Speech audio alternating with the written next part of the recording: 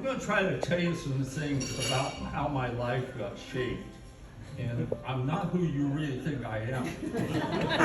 I'm really somebody different underneath my skin. But you know something? I have something that none of the rest of you have. I am a first generation Goodell. First generation Goodell.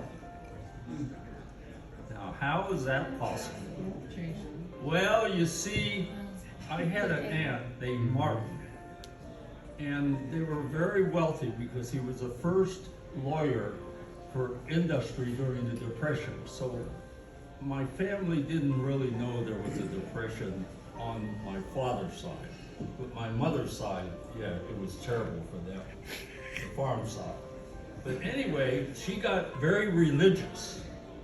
Yeah, I mean, she went crazy, and she wanted genealogy, and she hired this guy to go to England twice to get genealogy and all this kind of stuff. Well, the name was G-O-O-D-A-L-E, ale. That was alcohol, right? Yeah. So she didn't want anything to do with alcohol. So she went down to the court and got every living member. My father was in college at that time, undergraduate, and she changed every living member of the family to Goodell. So if you do one of those genealogy searches, it doesn't mean diddly squat, because that's not really my name. Change his last name to Good Ale. Okay, RJ. So anyway, I'm first generation. Very good. Very cool. Well, I was a young boy, and I like mechanical things, and I like to build things and do that kind of stuff. And how did I get that point? And everybody says, well, when did you want to be a pilot? You know, how did that happen? About my family? You never want to marry one of my sisters, because all their spouses are 6 feet under. So one is the only one that survives, you know. But so that's kind of a little interesting side. So anyway, what we were doing is, I was born in a small town, and this guy next door had a dump truck. And I'd look out the window, and every time he'd come home, I'd run out there, and he'd drive me back in the dump truck to the garage, which is probably 150 feet. So I got to be a little bit mechanical that way.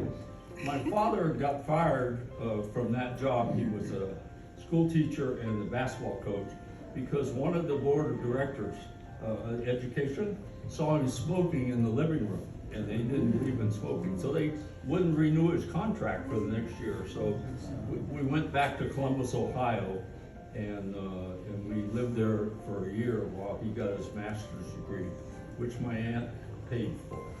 So it was kind of nice.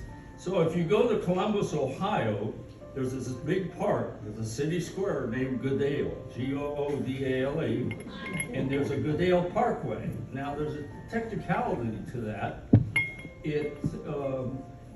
In the deed it says, if the city ever tries to sell it or do anything commercial on it other than like a weekend food truck or something like that, it reverts back to the family. So about every 6 years, we take a little check and make sure they haven't done anything commercial. Because we think that city block may be worth a lot these days. And so, of course, Ohio State was right there. But it's a pretty nice park, and they've done a pretty good job. So that's just kind of a sidelight to our family. But anyway, I spent my school years in Cincinnati. My parents would not let me go to a country school because they didn't think they had the right education. They were right, you know. So I spent all my summers, and my father taught me woodworking, and then my uncle Richard taught me all the things around the farm, how to fix engines, how to weld, how to solder, all those different trades that you have to do on the farm. And those come in very, very handy. So I eventually finished school. I was in sports in high school. And then I went to Ohio State, and I was in Boa. And VOAG are the people that teach the farm boys about how to do the basic of farming. So we're in the second, they had quarters back then, so we were in the second quarter. And we were in this class together, and this guy comes in and said, we inseminated our first cow today. And so he started to describe this, and he said, we put on this long rubber glove, and then we did this, and I said, how fast can I get to the registrar's office? I gotta get the hell out of here. So I went over to horticulture. So I was in horticulture in specialty crops, and Rob was in horticulture, but he was turf management, which is managing golf courses and stuff like that. And he was over where the flowers were too. And they had greenhouses. So so I finally graduated, and that's where I got my first introduction to flying, because in the agriculture school, they had a course to teach you 10 hours of flying. So you did all your ground school as part of your college curriculum, because agriculture was into flying those days and that kind of stuff.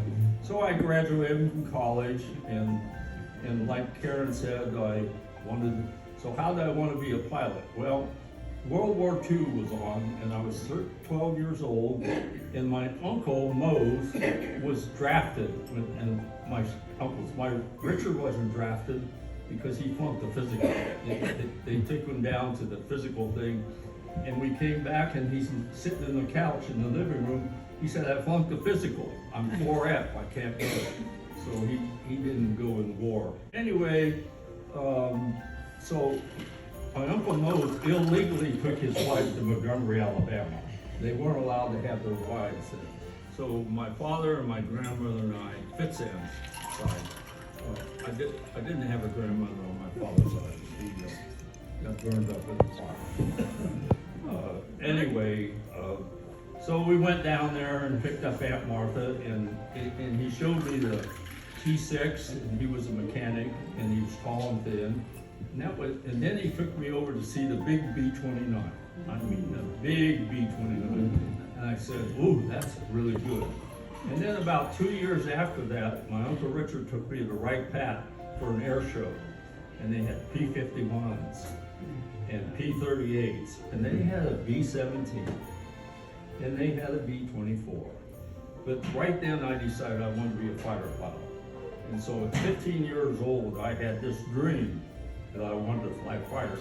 So I'm one of the few lucky guys. And like Karen said, I had to cheat to get in the fighters because of my size.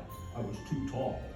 And so I can remember to this day, you had this, I don't know if you all guys had to do this, you had to sit on a table and they measured your sitting height. 39.5 inches. Yeah, that was 36 for us.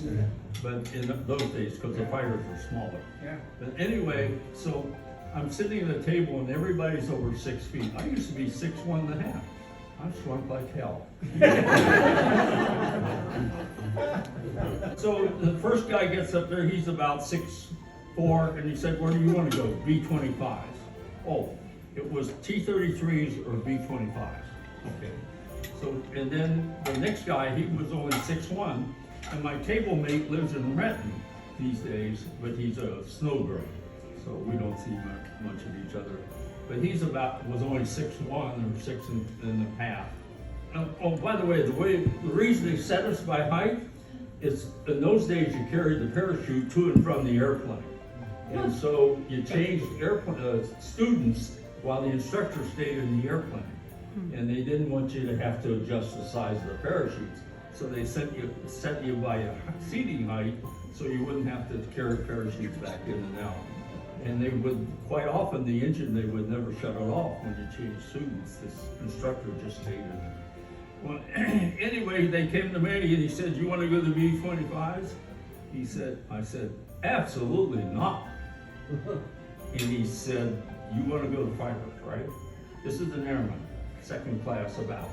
And he said, sir, I think you have a problem. And I said, what's that? He said, I think you're too tall. He said, I get one measurement, and he said, you better shrink. And you better shrink a lot. So he let me sit up there, and my rear end is at least 8 inches from the wall, and I'm punching down like this. He said, "Are you ready?" "Yeah, ready." 36, you just made it. You can go to fighters. Well, later on, when I got in the T-33, in the back seat, my head hit the canopy, and I never could sit up. And so what did that mean? That meant if you punched out and the canopy didn't blow before the seat, that meant your head would go through the canopy before the seat. So they really did have a logical reason for that height. And then in the 102, it was so little, it's got a V canopy like this.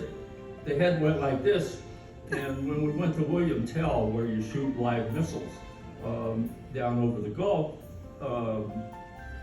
they decided to paint our helmets, and some guy was in an auto shop, and they put 13 layers of paint on our helmets to go down to William Tell. I mean, it was really, and then in the 102, I was one of the tall guys, and I would come back with scratches. Man, was he torqued. Because they spent all that money to give us. But that same guy kind of screwed up one day, and we had what's known as a zero takeoff lanyard. Today, we can roll that, we can be static, hit the switch, and you'll go up in the air and you'll float down safely. You swing twice and you hit. Well, and the way they tried to overcome that is they had a zero lanyard.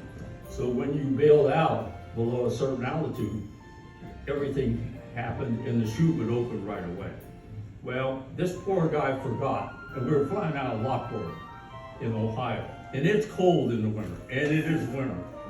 He forgot at the 10,000 foot check to take off the zero lanyard, and he bailed out at 25 grand in a summer flying suit.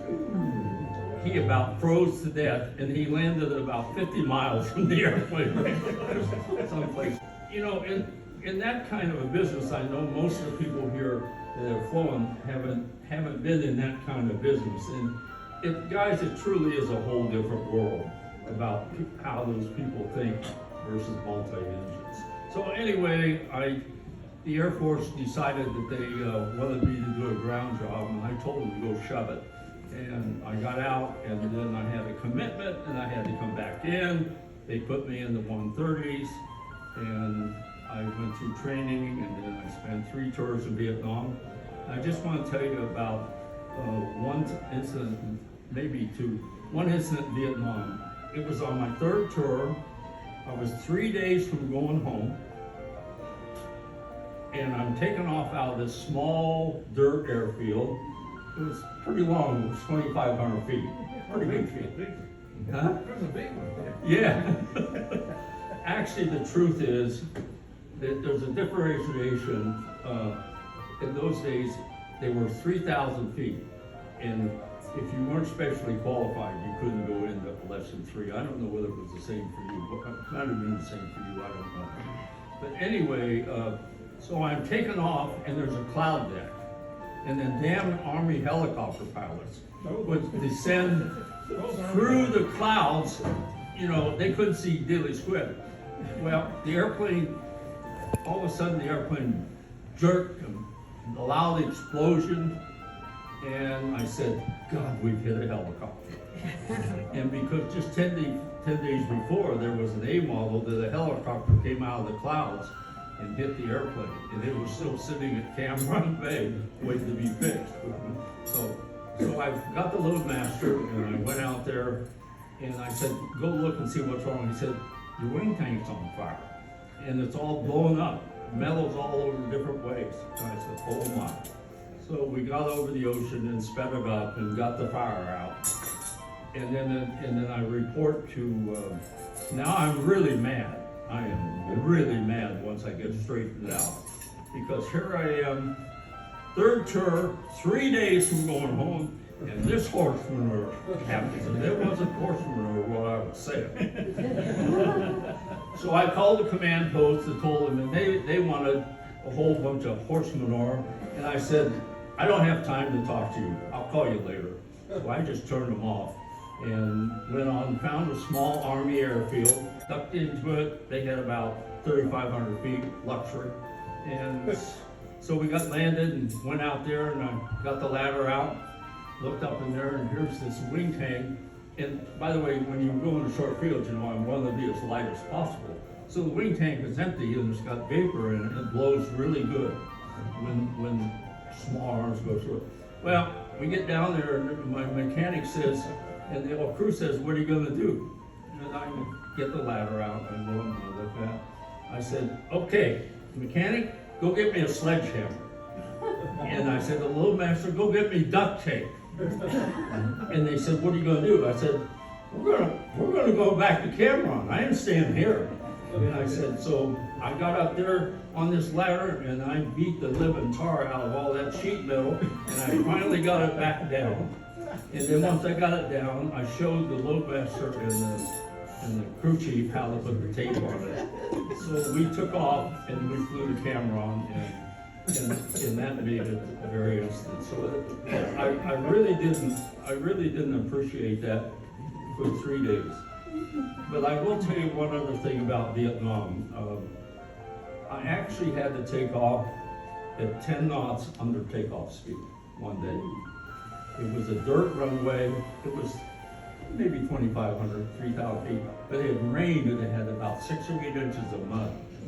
And there's speeds to check if you're going to get airborne. Well, I got to the go, no-go speed, and the damn thing was doing good. And then all of a sudden, once I hit 100 knots, all that mud, the airplane wouldn't accelerate. Well, the problem is I can't stop, and on the other end is a 200-foot drop.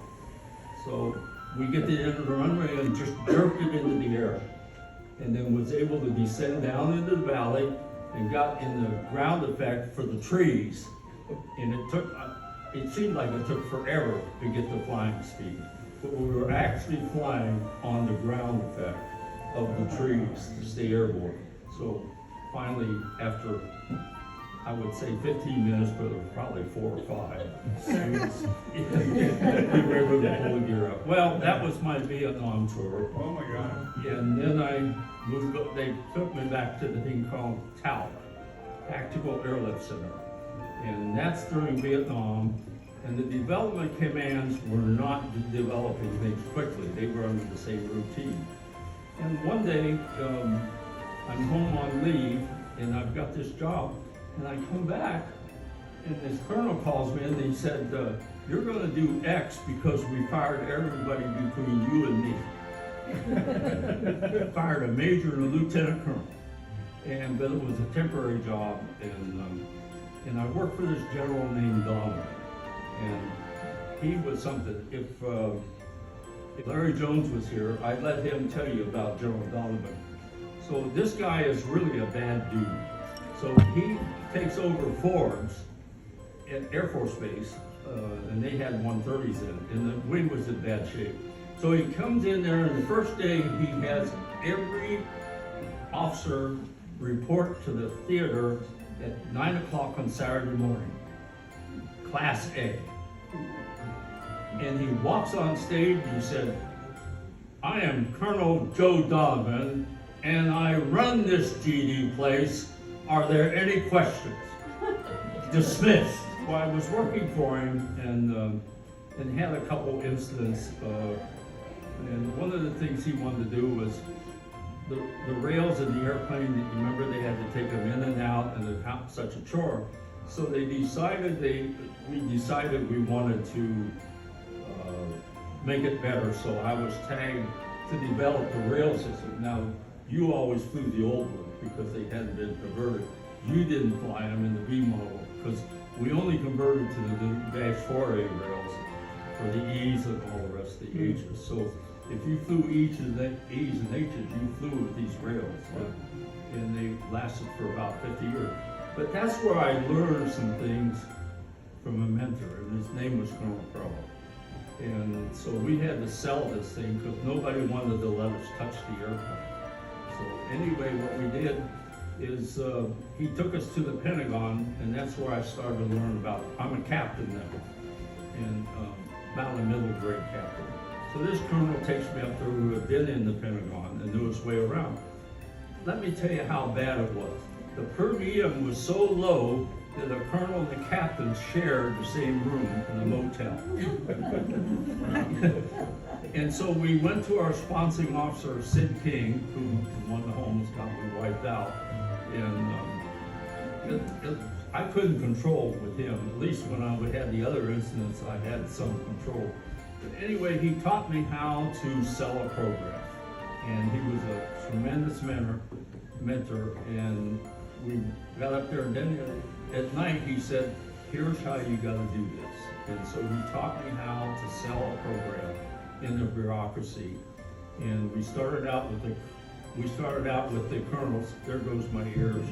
He started out with the colonel, and then we went to the 2-star, and so here's this lowly captain up here briefing all these 2-stars, because what we had to do is we had to get the Pentagon to overrule the other commands that didn't want to support what we were trying to do to make it better.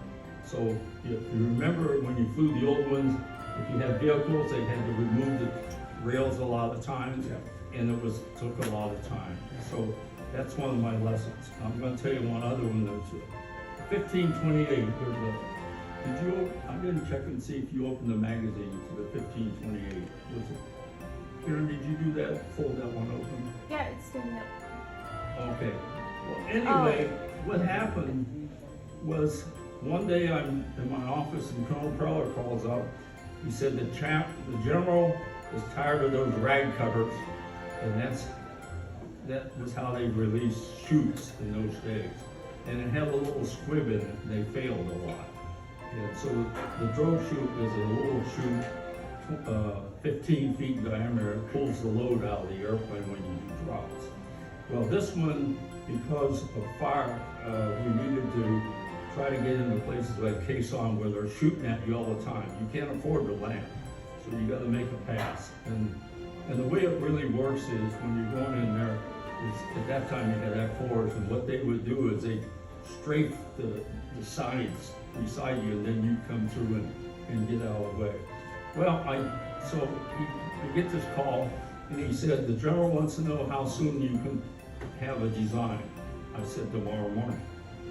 So tomorrow morning I did this design. This is a very complicated thing. It's a very dangerous thing, actually. And what happened was, he said, is it gonna work?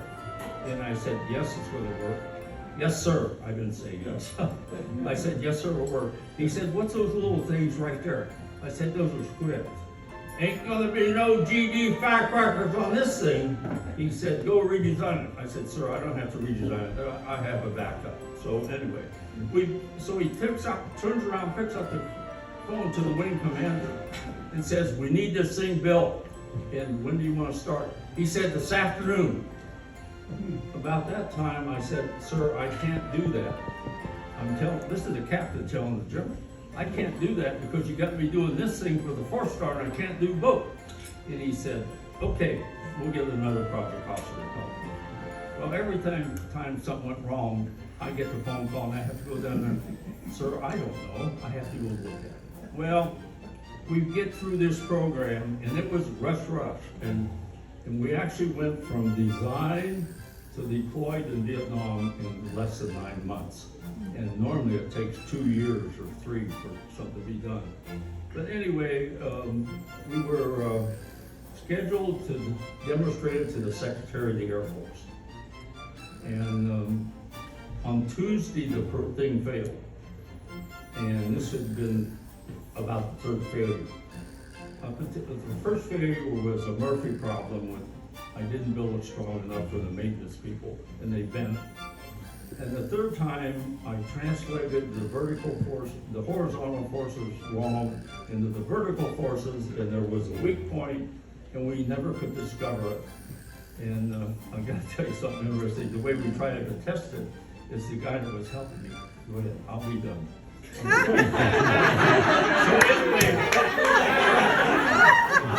So anyway, what happens is, this is a lowly captain. So anyway, what really happens is, it fails and it's Tuesday. And of course, the pressure's on because he is taking on the development command. This is operational command, doing development work. Well, fortunately, on that last incident, in technical terms, the metal had reached the elasticity point, and because it reached the elasticity point and it was painted, I saw what the failure was. I went back to the general and I said, here's the problem. He said, what are you gonna do about it? I'm gonna put on a double. What is a double? You know, what in the H is a double? He always had to cuss. Every sentence had to have a cuss word. If you didn't have a cuss word, it wasn't a full sentence. So anyway, this guy is, and so I had to explain what a double was, and then on Friday I get this phone call. And I'm going down there, and we have a test squadron, and there's a test squadron commander named Benny Friarito. He was a major, and I'm a captain. And on Friday, about 4 o'clock, we get this phone call, and from his secretary, and said, Frank, the general wants to see you. So I get down there, and Benny's sitting there, and he says, why are we here? I said, I have no idea. So the general was kind of friendly to us at that point. So we walked in there, and it wasn't friendly. And we knew right then. So we knew something was up, and we never sat down, and we stood up. We didn't have to go to full attention, but we knew that something was up. He said, I just wanted to let you two gentlemen know, tomorrow is what we call a career limiting event. And if this thing doesn't work right, he said, I think you gentlemen may have seen your last promotion. No pressure at all. No. So he looks at me, and Benny's gonna fly the airplane. There was only 3 of us qualified to do this at this time. And so it was Benny and Paul Stenbeck flew it, and he said, I'll see you tomorrow. I said, sir, I have been invited. And he said, you're invited, and you will be there. Well, see, when the secretary comes down, for those who are not in the military, every Tom, Dick, and Harry of any rank wants to be seen with the Secretary of the Air Force. And the 3 stars and the 2 stars from the 82nd, all these damn colonels and everybody's there. And so I get down there, and there's about 20 of us, and they're sitting up there by the command and control jeep, the jeep that's talking to the airplane. And I get as far back as that line as I can get. I mean, you can't see me from up front. Well, they come in, the secretary comes, and he comes over, and they do their duties, and then old Benny comes around, and he comes down to make the extraction, and releases and drops the drogue chute to put the forces on to bring the big parachutes out. And I'm not going to go into the variations of the engineering. But anyway, I look out there, and it goes fluttering in the air. Failure. Well, it wasn't very many seconds until Colonel Preller's over here like this. So I walk up there, and fortunately by the time I got up there, the loadmaster had identified the Army had forgot to put a pin in the chute. Oh. Which saved us, because it was the Army. See, the Army packed the shoes for us. So anyway, Benny went around, and all during this time, and the secretary says, well, since we got a little bit of time, Captain, why don't you tell me how this works? And so, I'm sitting here with all these, I'm a lowly captain, and you're the Secretary of the Air Force, and all these 3 stars and all that, and I'm explaining it. Come around, and short story, we're good. And so he said, he looked at it, and he looked at General Donovan, and he said, as far as I'm concerned, we're ready to go. And he looked at the 3-star from the 82nd, and he said, who's gonna sign off for the Army? We're in a hurry. He said, I'll take the responsibility. So we did a demonstration, and there's a whole story there in that Benny forgot something. He was great stick, short on gray. And he actually got us almost into a car on stall at 400 feet because he forgot something. And it took 2 of us with all of our forces. And for all of you non-flyers, if that thing would have ever went with one wing down, we're done. So, and the loadmaster is at and back and floating, because we got that many negative G's on it. So, the lessons I learned were good for Colonel Preller, but General Donovan really was a mentor. You know what he did? He taught me how not to be a senior officer. He taught me, and that worked for my whole life. Well, that's my Air Force career, part of it. But anyway, I'm going to talk my family real quick. Rob Ziolas, he went to Ohio State. He just sold his business, and he's that's the one right there with the little thin hair. And he just sold it. He was commercial landscaping, and like I said, he was a horticulture in Ohio State. When I went to Ohio State, I went there to be a pilot. When he went to school, he went there to party. And then Jody was a super salesman, and they met in Miami. His first job was working for Nicholas Corporation in turf management golf course, and he was at Muirfield Village where they hold the annual tournament if you're a golfer. And then he went to Doral, and I think Gleason was still alive then, wasn't he? No, Jackie Gleason? no, he had gone. He had passed. But anyway, he went to Doral, in which they played tournaments, and then he went to Miami Lakes and got his first superintendent's job. And then by his 40s, he had maxed out, so he had to change and call it commercial landscaping, and he just sold that.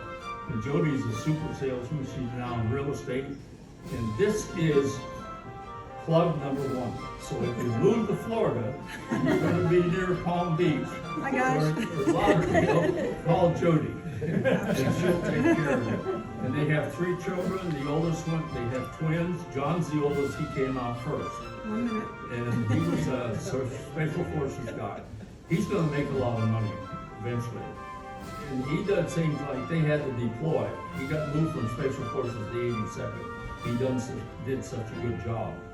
And the pecking order said that 82nd was higher than special forces. So anyway, he went over there, and this is how shrewd he is. He wanted to call back home, but they didn't allow him to have cell phone. But he found out that the chaplain had a cell phone. So he became friends with the chaplain, and he would go over after work to the chaplain, and he would use the chaplain's phone because the chaplain could call any place in the world anytime he wanted. So John, and then Chris went to school as an aeronautical engineer, and guess what he did? He didn't want to work in an office, so he became a skydiver. And after 5,000 plus jumps, his body finally said it's time to quit. And he did a lot of, he made his most money when he took other people and they jumped in tandem. So I asked him, what do you really do if somebody gets out of control? He said, we'll knock him out. He got no choice. And so anyway, and then they have a daughter named Samantha. She's our starving artist. She's in Atlanta. And of course, with the writer's strike and COVID, business has not been very good, but it looks like it's going to recover. She'll make it. Our middle son is missing because of COVID. And then we come to Karen. And Karen, she is an interesting young lady. I can remember going TDY one day on Sunday. And the last thing I said, she was 16 and just started driving. And I said, be careful driving. Well, I get to the other end and I call back home, and Wanda says, there's been a little problem.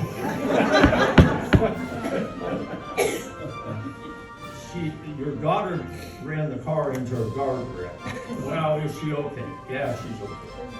So I had just talked to her before I left about being careful driving. And guess who was in the car? RJ. I told her she was going too She fast. finally got straightened up and got on the not the drill team, was it the drill team? Drill team, and she was selected and lucky enough to march in the Macy's parade. Yeah, so, and they have two children, one is Matt, and excuse me. Parents' children. I'm sorry. That is my name. Yeah, I got the wrong family. We have Reese. Reese is the one over there with the long hair, and she's a cheerleader at Liberty High School, which is Issaquah school system.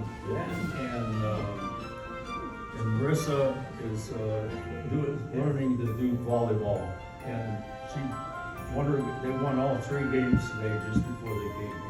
So then I want to talk about my family, but first I have something.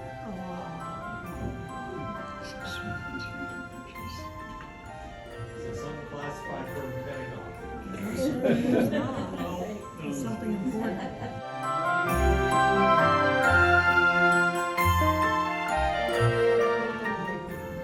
So everybody thought the balloons were for me, they weren't. And she's been wondering who these are for. And these are from me to you.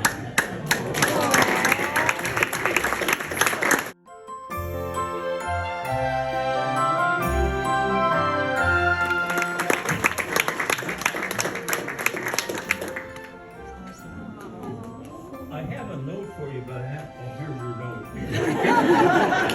She kept snooping around. Who are those flowers for? I said, well, it must have come from one of the people coming. But anyway, I want to wind up with talking a few things. We've made a lot of trips, and our first big trip was with Pat and Glenn Smith, and we went to a safari on South Africa, and we flew every place, and we got over there and we rented a car.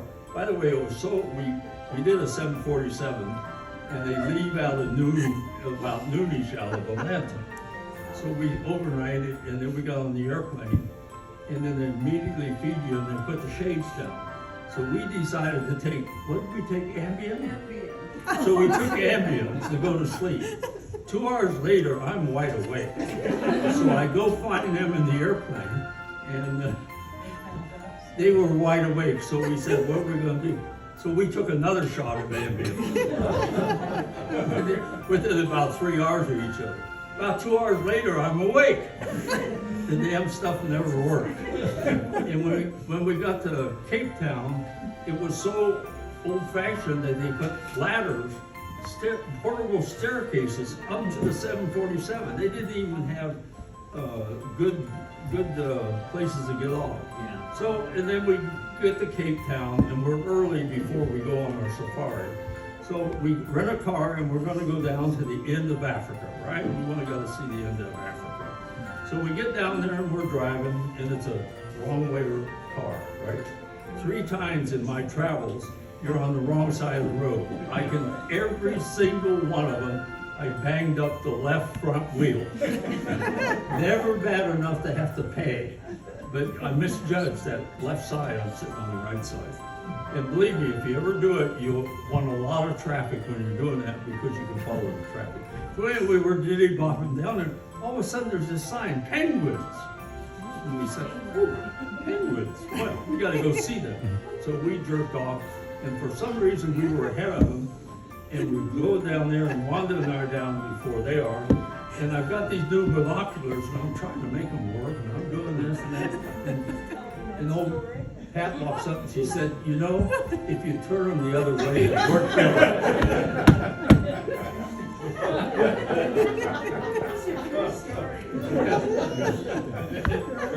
Okay, one more other thing on that trip.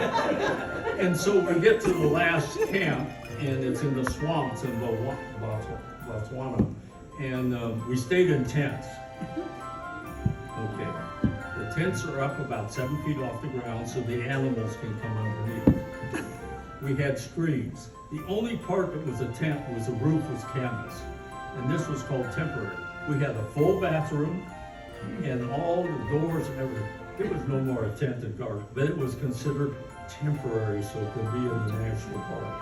So we were in this thing, and these tents were about 100 feet apart. So one morning I got up and I mimicked a rhinoceros. And all of a sudden Pat heard it and she did it back. And then I did it back. And then she did it back. So on these particular safaris, we had a continental breakfast before the first drive. And then you went out on the drive and came back for a full breakfast. And this, the lady that was running the camp had a husband who was not of the sharpest tact. And he said, "Did you all hear the rhinoceros?" And by the time we got back, you know, the word got out. It was really she and I that were. But whether you know it or not, a rhinoceros can go 35 miles a night to get food, and they're very fast and they're very dangerous. So, and then I'm going to finish up with one story of going to China. And so we wanted to go to China and Tibet especially, and that's when our first group trip, when the four of us, two of them, we had, I was the pilot, Glenn was the navigator, Air Force, we had an Army surgeon and doctor, and we had a Navy lawyer, so we were pretty well covered for any circumstance. Unfortunately, in Russia, I had to rescue the lawyer because he violated some of the rules, and we were able to save Luke's his name.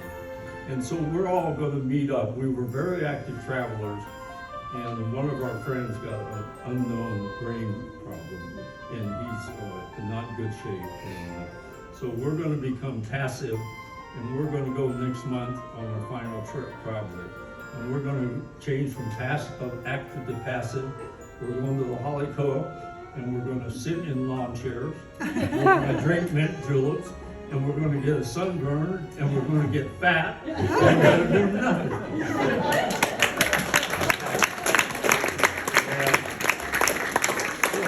I wanted to tell you about China, and that was the first trip that the four of us were together. And so we get over there, and we're going to Tibet, and they had built a new airport, and the only airplane that could get in there at that time was a 757, because they had enough power to deal with the altitude, which was about 15, 12 to 15. So it's about 15 miles from town, the new airport. And in the way, the guide's talking and doing all this, and he said, "You know, I've got one final thing I need to tell you." He said, "You're a pretty high altitude and you need to become adjusted. So I'm recommending that you don't do any boom boom tonight because you'll have terrible headaches." And the final thing was, we were on a river trip together trying to go from Amsterdam to Vienna, Budapest. And I always wanted to go through the locks that went across the mountains. And that was the whole reason for the trip. And all of a sudden it's Saturday night, 10 minutes to 12, and we were on there with a bunch of Aussies. And so all of a sudden, boom! And I mean, everything fell off the dressers. This is a riverboat. And then all of a sudden, the boat started to do this. The bow here. Oh no. Ooh.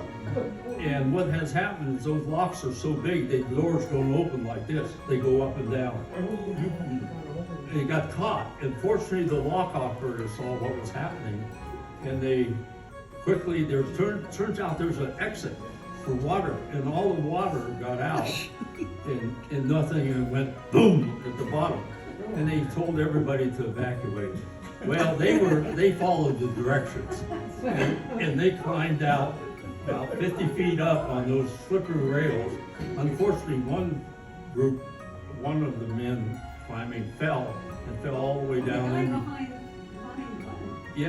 between the boat and the wall, and they had to evacuate them. So once they sealed off the front compartment, and it was bad enough, they had to replace the bow on the boat. Wow. But anyway, so we backed out, and they put us over to the side. This is Saturday night. At 9 or 10 o'clock, there was tour buses waiting for us to take us touring where we couldn't get the boat to. Can you believe that? And so as we back out, all of a sudden, there's all these cameras and lights and all this stuff because the word got out. And actually, my family in the United States reported about this boat accident.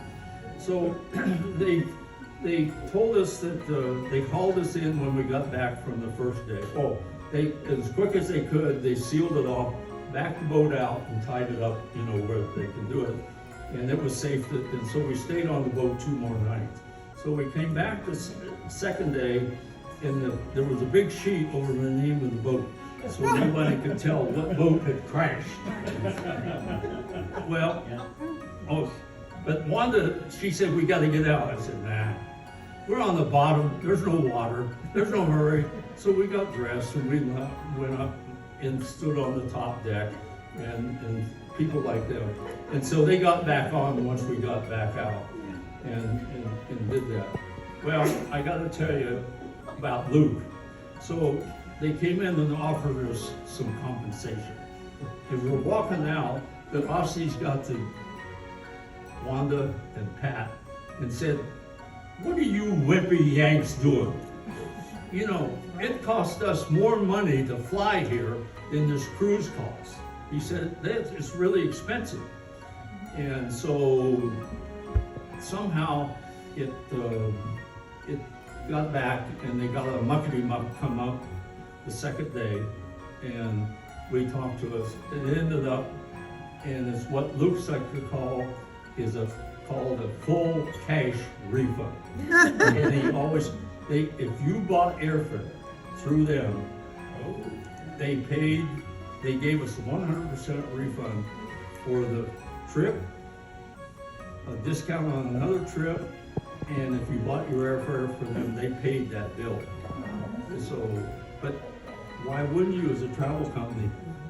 The boat was leased, so it was the boat company that had to pay the bills. So that's just some of our excursions that we did on this world. So with that, it's time for cake, so we can get out of here.